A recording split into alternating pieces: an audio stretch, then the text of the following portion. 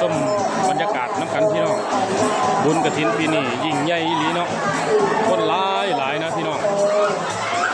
เพราะว่าแต่ละปีก็บ่ใหญ่ปานนี้ปีนี้ใหญ่สุดอยู่ที่วัดท่าพูดนะพี่น้อง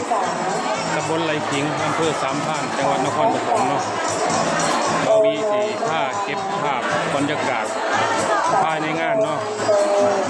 บุญกฐินแล้วก็บ่มีได้โอกาสมาลงท่านนำมื้อนี้พี่น้องเพราะว่าเฮ็ดขนมจีนมาลงท่านเนาะเดี๋ยวภาพบรรยากาศ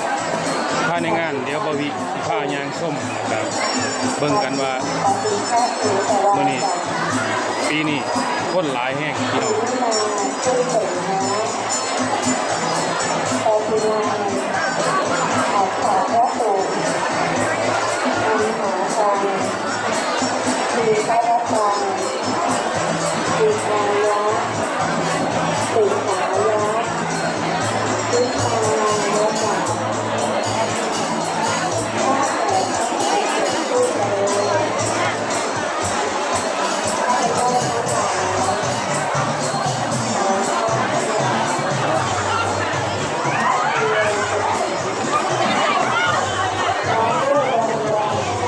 คนแน่นเลยพี่น้องเอ้ยเข้าบ่ได้เลย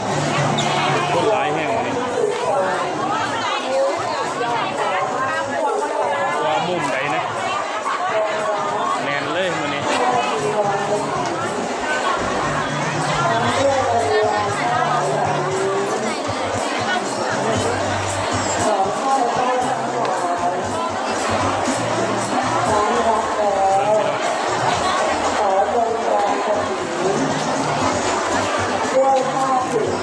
ทางในนี่เข้าบ่ได้เลยพี่น้องเลย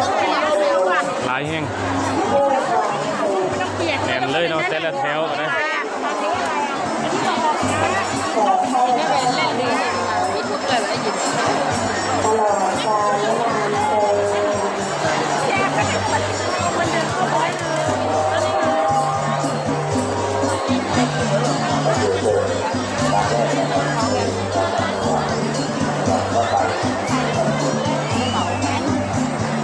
บรรยากาศภายในงานเนาะพี่น้องคนหลายแห่งนะ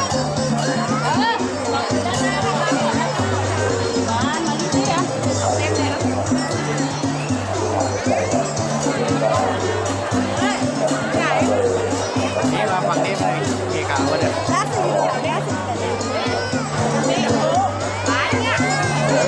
กันเลยอ่ะ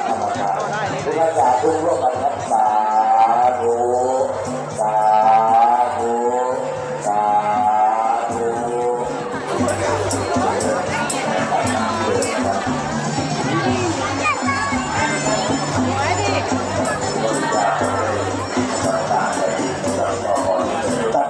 ตั้งใจว่าเดิน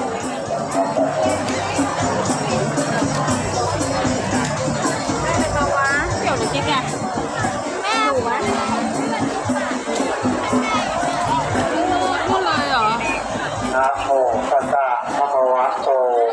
อะระหะโตสัมมาสัมพุทธัสสะนะโมตัสสะภะคะวะโตอะระหะโตสัมมาสัมพุทธัสสะนะโมตัสสะภะคะวะโตอะระหะโตสัมมาสัมพุทธัสสะข้าตัดอินทานกับข้าอานิสังกับบริวารทั้งปวงนี้